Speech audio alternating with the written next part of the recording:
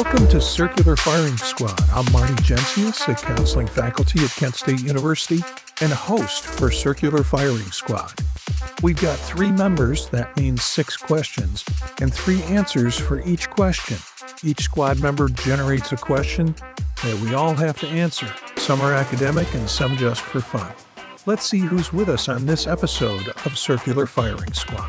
Hi, I'm Steph Martyr. I am a doctoral candidate at Kent State University and practicing clinical counselor. Hi, everybody. Elliott Ingersoll, professor of counseling at Cleveland State and host of Apply Topically. Okay, let's start with the first question, which is Stephanie's. Yeah, I forgot about this question, but the question is, how would you teach counseling to a 4-year-old? I like this. Teddy bear role play. Absolutely. Teddy bear has a problem eating too much honey, and doesn't like to get in trouble for it, but just can't seem to help himself and is working on, inhibiting some of these impulsive behaviors. That's how I'd start. You really kind of went to the fantasy part of the whole process. I kind of went to the, let's see, how would I teach counseling to a 4-year-old? Let's figure out. 4-year-olds are pre-operational. They develop language and uses symbols, which is good. You have to have that. And frankly, we have some practicing counselors who have not developed language or use of symbols yet.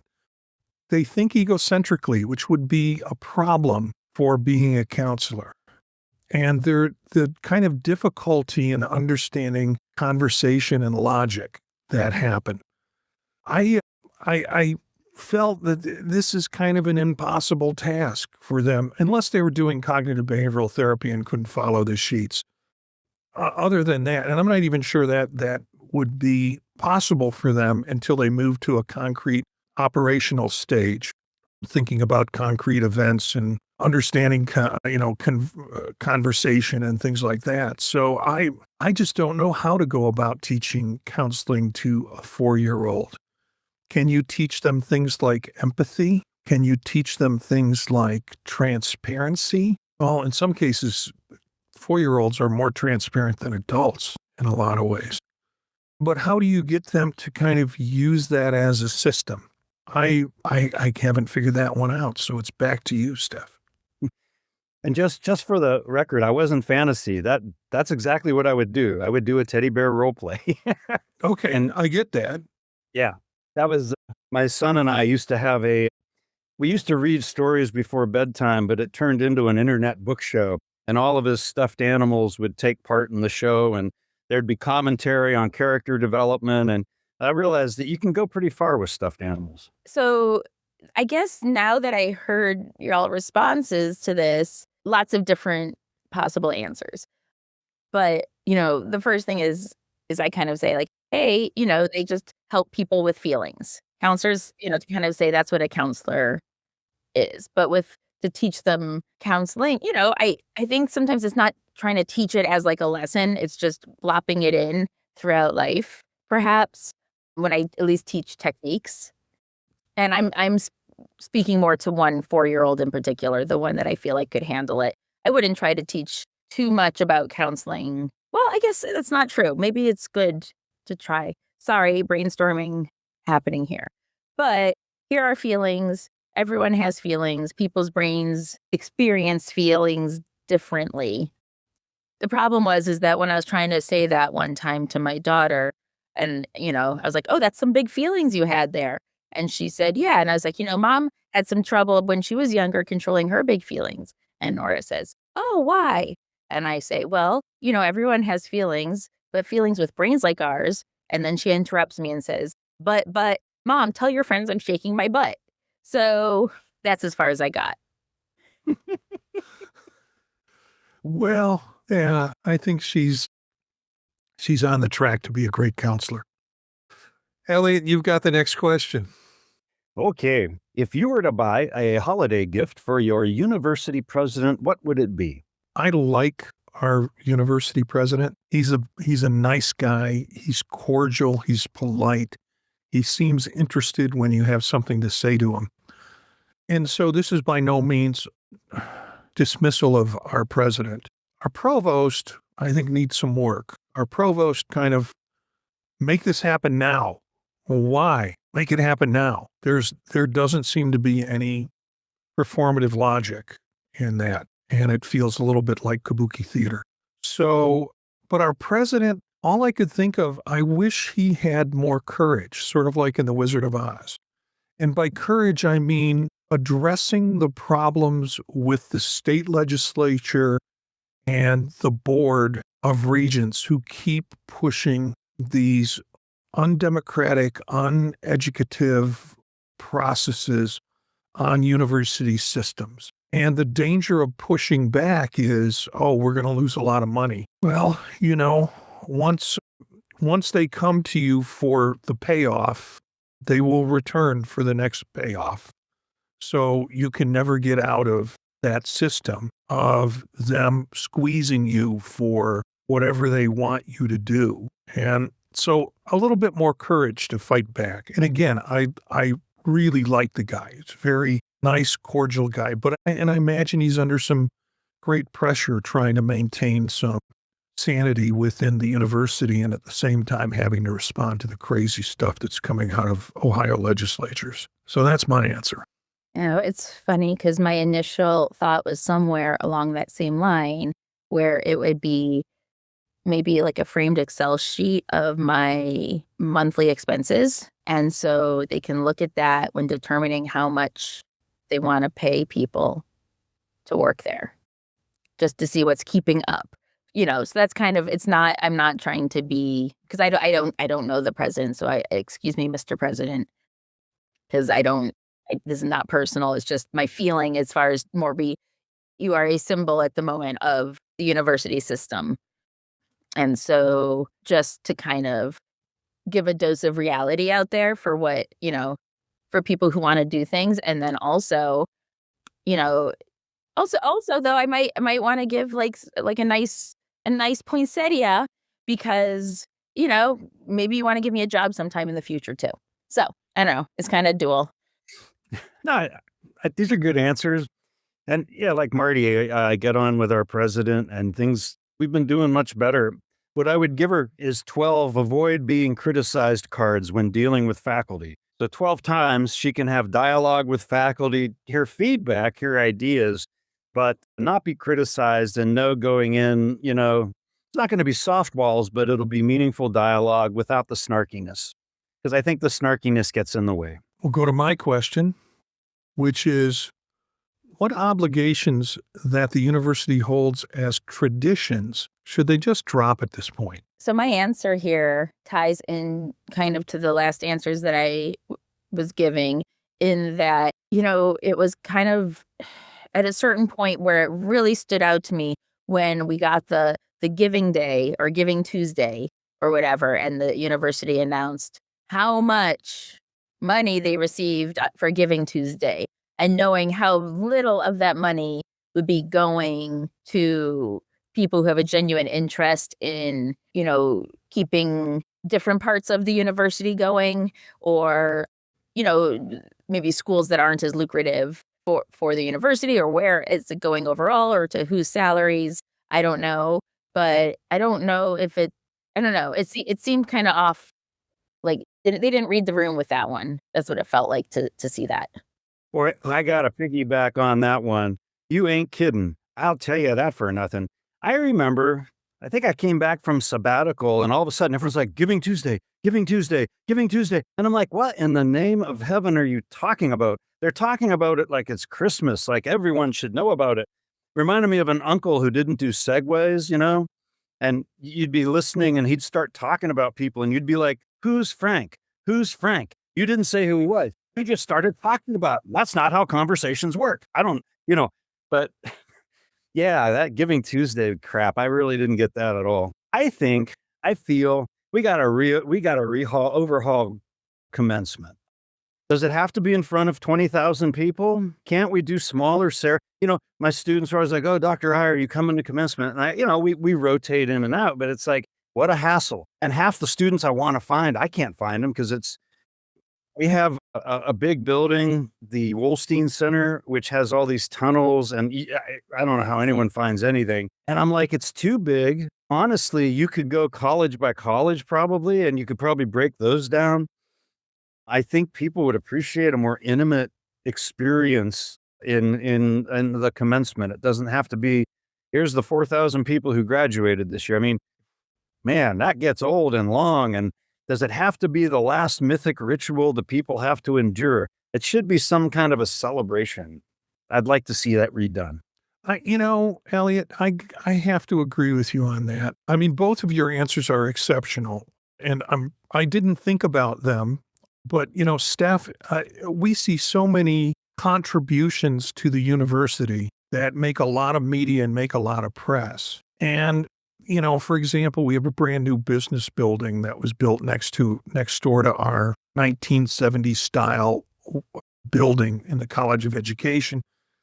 Nobody wants to support education now. It's it's a poison pill as far as the legislature is concerned, and as far as any of the politics associated with it. But what they had to do was they had to build a replica fountain. The business people had to build a replica fountain in our parking lot. And the guy who contributed the money, it's like, oh, that was another $4 million or whatever, probably more than that, to make a damn fountain. And I thought, how many scholarships would that provide? How many graduate assistantships would that provide? If I had that kind of dough, I would not be dumping it on fountains right now. I would be, having scholarships at the university for students who are in good need, legitimate need considering the cost of education. But no, we've got a fountain, which I plan to put Mr. Bubble in someday. So, Seth, I'm all about what you said. Elliot, when I graduated with my master's, they did it by the college and by the master's level. And I recall being called up on stage, announcing my name, getting my diploma or the folder that was to contain my diploma, and then standing on stage where another 30 people, probably, as my memory is, came up on stage and received theirs. Everybody stood up and applauded after that. I knew half the people in that group, and they were all present on stage with me. Day is done. That was it. We were in and out in an hour and a half. And so, yeah, decentralizing the craziness, the marathon that is graduation ceremonies, means more work on their end, but a better experience on our end. Mine would be very simple. The obligation of a beginning semester college-wide meeting, where we all have to show up on an afternoon in a large auditorium for a couple of hours. They do some motivational kind of, we're so excited, it's going to be a great year, blah, blah, blah, blah, blah. And then they have a series of presenters who present what could have been emails. And probably more than half of them already were. And so the assumption is we're going to listen to them this time if we didn't read the damn email. No, we're not going to pay attention. We're going to be working on getting ready for the beginning of the semester because as instructors, we have a lot of work to do to prep for classes, and taking an afternoon off so we can all have an ice cream social and learn about stuff that our emails have already told us about just seems like it's someone's need to do a kumbaya, and it just doesn't work that way. So, yeah. I gotta piggyback on your building situation, Marty. My family and I have been watching this building go up, and it's almost like business has been stalking education. Like the Williamson Hall they built for business the last time around, it was always kind of lurking, looking through the trees at that education building. But now they're like, no, we're not messing around. Not only are we putting it next door, we're going to put it up on a hill so it can look down on the College of Education. Well, Parking lot. Now you've got a fountain. Yeah. And Okay. the whole irony is they put the power supply on top of our building so they loaded new, transformers or whatever on the top of our building. So they are literally sucking the life out of us in the College of Education. Well, having power close by, that lends itself to some pranks that could be fun. Yeah, well, hey, I'm in trouble already if anybody from the university listens to this podcast. Only kidding. It's just jokes. Can't take a joke. Don't listen to the podcast. Let's go on to the next one. And Stephanie, you have We're halfway through, Stephanie. You have your question. How do we navigate having more expectations in life, but less time and energy for things? Well, I think is get the joke. Get the joke. It's one of the funniest things in the world. I myself have a theory. So like you say, time is the space created by our lives. And as our little space unwinds, it's like a spring. It goes faster and faster and faster. And to a point, as we mature, the expectations on us get greater and greater. And I think it's the creator of the universe just having some laughs and kind of like, let's see how they deal with this. We know time's not real, but they're still debating it. Wait till they discover flags. Oh my gosh, these creatures are a laugh a minute.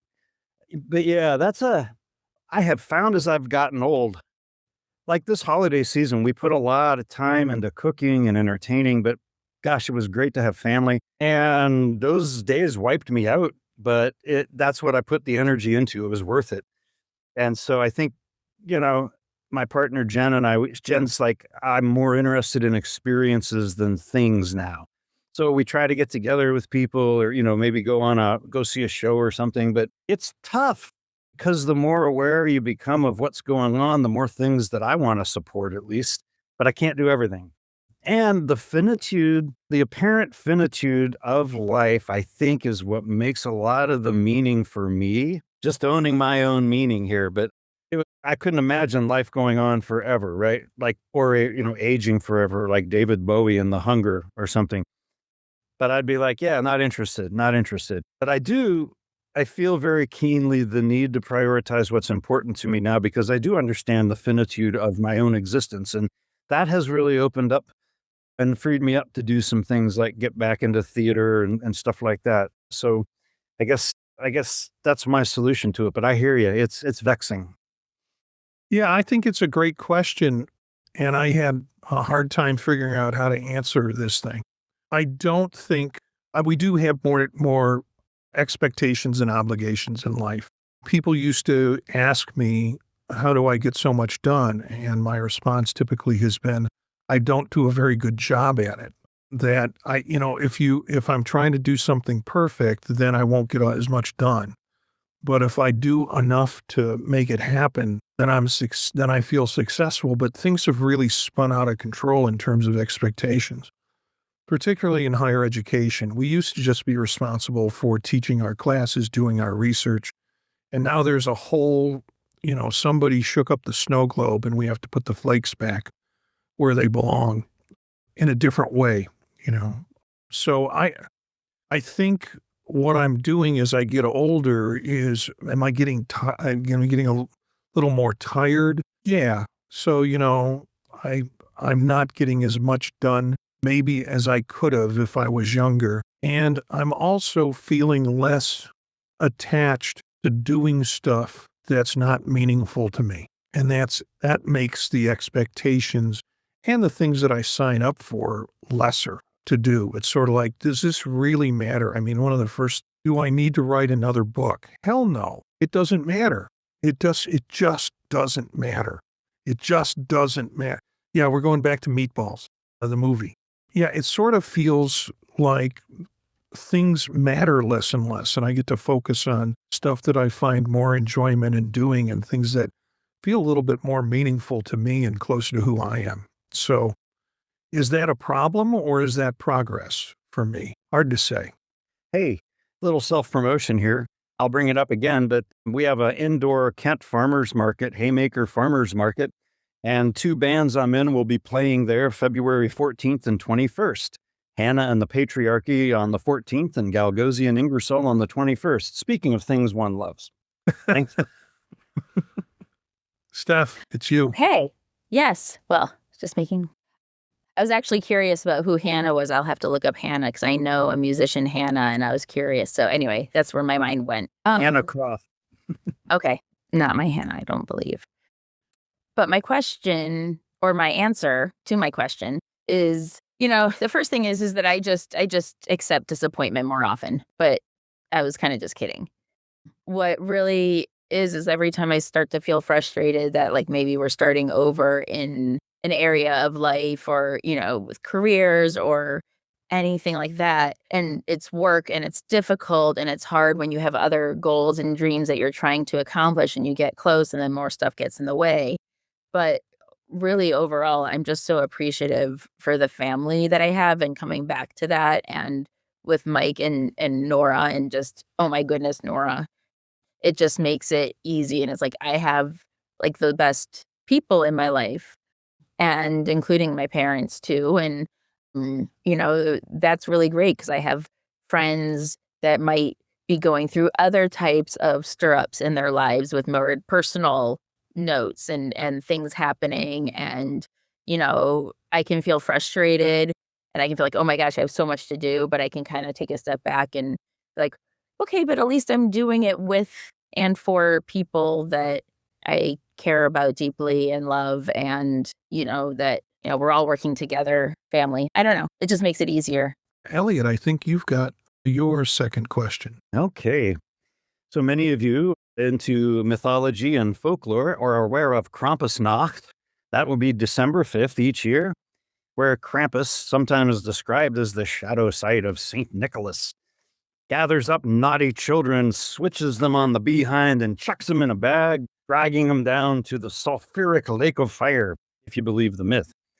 So, what kids, real or fictional, deserve a visit from Krampus? A couple of days ago, I watched Red One. It is a movie that came out in the last year, and I think it's on a streaming service. It's probably Netflix. And it really introduced me more to the mythology of Krampus than I had seen before, because I didn't see any of the horror movies that have Krampus in it.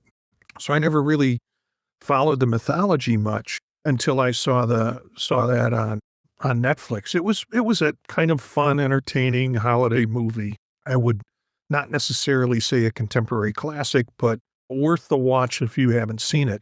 The thing that I've always felt that about kids is kids are really a reflection of the adults who raise them. And I've been around some miserable kids or kids that make me miserable. And when I watch the adults interact with them, I understand why those kids make me miserable. So I would not sick Krampus or make a visit from Krampus to the kids. I'd make it to the adults, because that's where I see some of the misbehavior developing because it's ignored, or there's not a discipline behind it, or they haven't come up with to also support adults. I think parents who haven't had a good upbringing around how they were disciplined also don't come in with tools on how to discipline their kids. So, you have to have a little forgiveness for them that they have very limited strategies. Spanking is one, but that stops working after a while. So yeah, that was my thoughts about this, that Krampus should visit the adults, or maybe the adults' parents. It could go on forever. But every year, December 5th, Krampus can make whatever decisions he wants to in terms of who he visits. But I wouldn't place it on the kids, first off. Okay, so I'll go easy there. Yeah. So I won't list any real kids that are in our lives at the moment. There is this kid, and I think it's universally felt pretty much in the Final Destination franchise.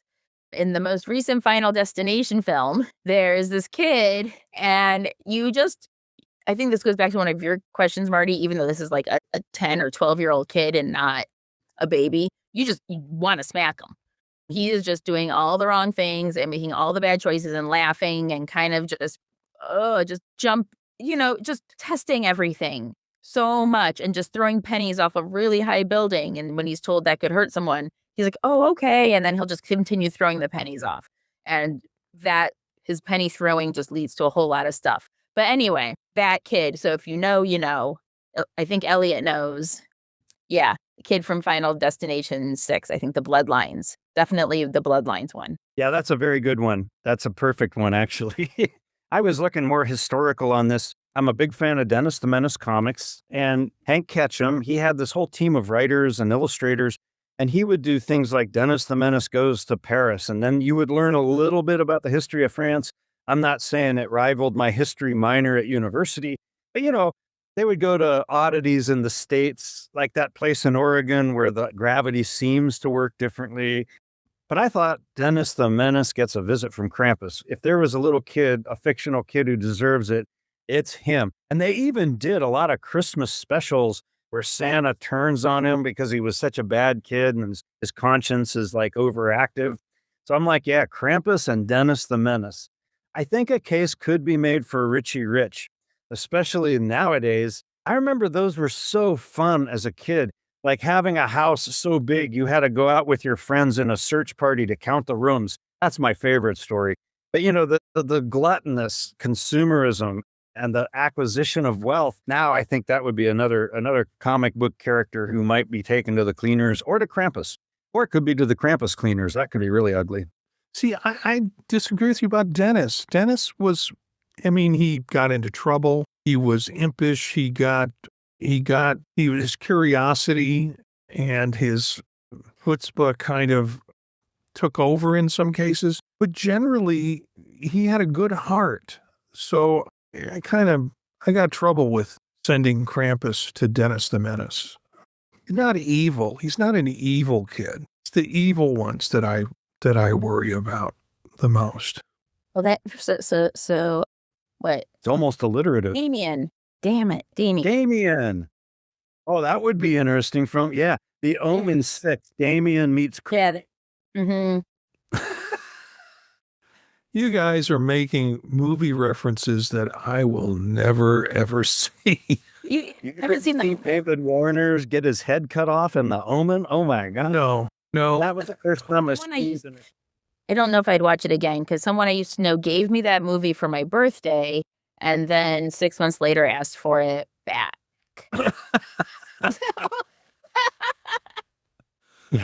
Presumably to show to some other person. So did you all have a good holiday? Anything special happen?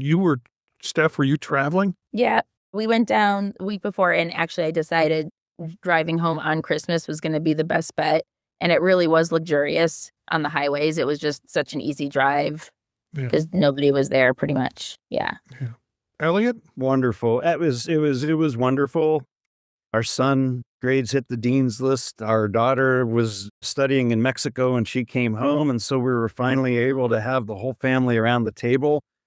And she's my stuffing making partner on Thanksgiving and Christmas. So I didn't have her at Thanksgiving, but had her back at Christmas and the stuffing was made. It was a delightful holiday. And again, going back to Stephanie's kind of question about all the expectations increase, but then what's important really gets focused. We all just were like, how many meals can we have together while everyone's home? And just fun. And we did it.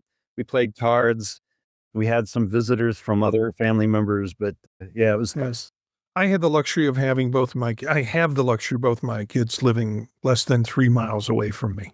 And so the difficulty was both of them are in partnerships and relationships where they had other obligations. So my son, who is engaged, he went with his fiance's family, who also live locally, and did Christmas Eve and part of Christmas Day. So the kids didn't come over until like 3 o'clock on Christmas, which was a different kind of trend for us. So I wound up cooking a large Christmas meal, which Aileen said to me, we haven't done that in years. And I'm like, yeah, well, things have changed and this is what I want to do. We're all going to be over and all are going to want to eat dinner. So I went ahead and cooked dinner and that was very nice. We tried to tone down, and I think we did tone down the gift exchange stuff this year because it used to get out of control.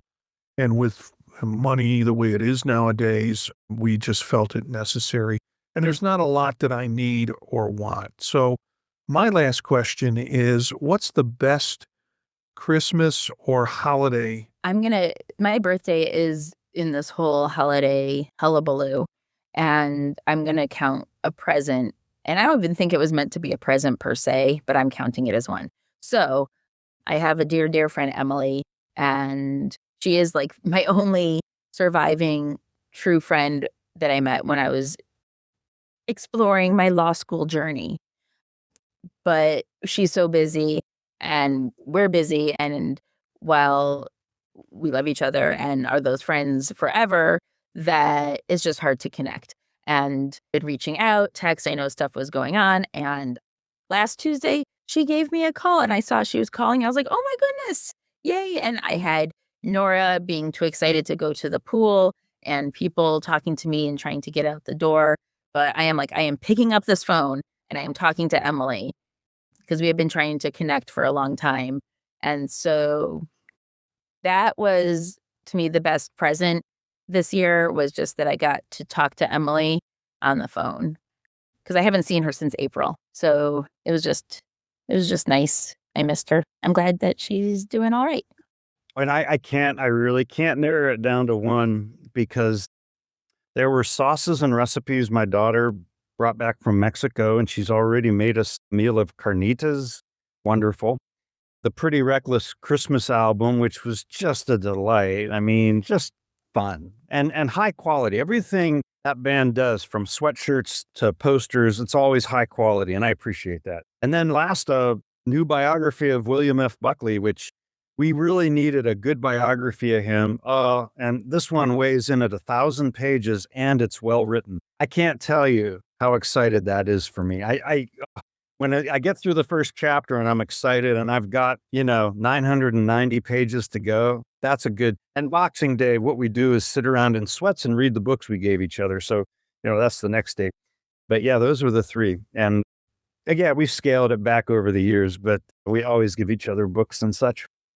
Although I probably disagree with William F. Buckley's politics, his ability to use language, and I don't know if that's captured in the book or not, is just incredible. It is 100%, Marty. And that's the thing. He was like one of my first intellectual crushes and he's not, you can't imitate him, but he was so unique. And yeah, his facility with language, and they really lean into it in a nice way, but they also give you the stuff that wasn't as complimentary. Like every other book on him has been more hagiography, but this is balanced. Yeah. Yeah. Well, I got two things that were not expected, were not on my list, and just small things. If you're watching the video portion of this, you can see one of them hanging up on the wall. It's an on-air sign like you see in radio or television outside of the studio that actually turns on and off by remote, so I can turn it on and off.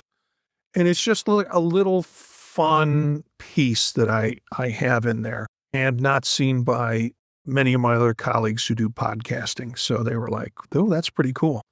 The second thing my daughter gave me, and I will try and hold it up, is a McClock, or it's a Mac clock. It's like an old Mac computer, and in it is a alarm clock and information that's on it. The funnest part of it is there's a disk in the disk drive, and to turn the thing on, you push the disk in and push it down, and that engages the clock. Or you can take the thing out, and that shuts the clock off. However, it keeps running in the background. So I can turn it on and turn it off when I want. But it sits on my desktop now with a bunch of other memorabilia, Buddha, Chicago Cubs dirt from their win in 1926 from the field where they won the World Series. So all of that was kind of fun little stuff for Christmas. Last final shot question is a movie or show suggestion that you can pass along. Well, it's not fair because the only show I watched was your suggestion from about a month ago. Pluribus? They just finished Pluribus. So I am behind on. I know. See, I can't. And now I'm frustrated that I can't even talk to you. Where I was kind of like counting on being able to talk about it with you. So anyway, I plan to finish it during break. It's just for me. There's an emotional commitment. I have to sit down and pay attention. I can't keep it running in the background.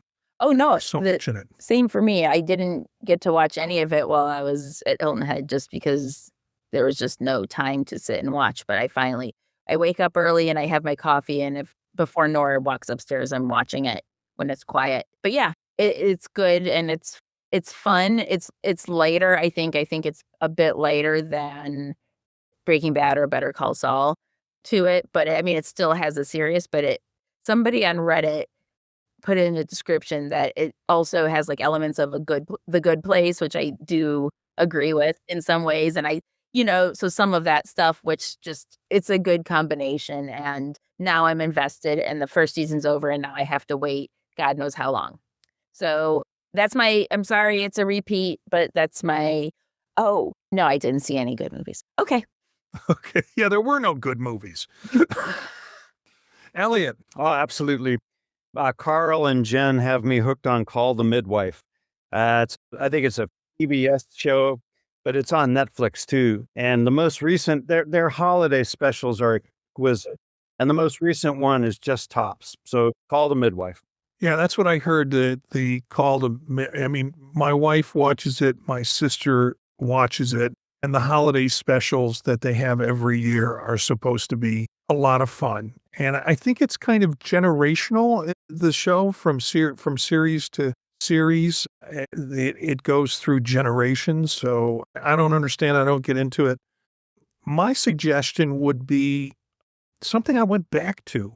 During the holiday season, I was looking at best lists, and someone put on their best list Department Q. Department Q is on Netflix. It is a 10-episode show, and they actually had 3 Danish movies that came out that were essential storyline is there is a kind of emotionally damaged detective who is angry and at least in this episode, he gets with his partner in a battle that they didn't expect and gets shot. His partner gets shot. His partner is paralyzed from the shooting. Another police officer is dead. And this leads to a whole series of what to do with him. And he returns to his police department, and they don't know what to do with him because he's such a curmudgeon, but he's brilliant and very observational. He sees things that other people don't see.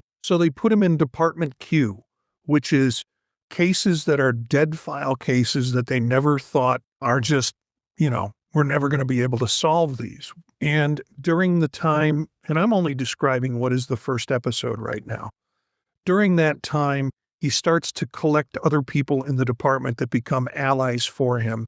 And there is a whole storyline about a missing prosecutor who disappeared mysteriously 4 years ago. And that takes you through this whole series. Now, Stephanie, the good news is this is season 1. The season 2 has already been filmed, so we should be seeing that. So by the time you get through season 1, you can pretty much jump into season 2 without waiting 2 years. These were based on Danish novels by a guy who first wrote nonfiction and then started to write this fictional detective. And as I mentioned, I think there have been 3 movies done from the Danish perspective, so it's subtitled. And I bought all 3 movies because I just thought the concept was interesting and they were really great. And now it's a series on Netflix. I think the season 2 will be based on one of the books. I'm not sure about where season 1 came from, but it's Department Q, has some incredible acting in it. And I wish I could remember the name of the guy who was in it. Who was the lead in it, but you've seen him in other things, including some Marvel stuff. But I was like, did I ever finish that? And then I went into it and saw, no, I stopped at episode 6. So halfway through episode 6, so I got to rewatch and then watch the last 3 episodes over the last couple of days. And that would be my recommendation, Department Q. Oh, no, I really wanted to add something original because I thought of an original show. So I've only seen one episode. I want to watch more. Stumble on Peacock. Maybe it's on NBC, but if anyone ever watched Cheer on Netflix, that docuseries, and then there's been a lot of drama with some of the people that were featured there. But basically, Stumble is the Office version of Cheer. So junior college cheerleading, and the students who stay freshmen or stay seniors forever, and just that whole lifestyle. But it was hilarious, and they had Kristen Chenoweth was on, at least in the beginning, and it was done, and I just can't wait to watch more. Stumble. Okay. I think that's it for the show.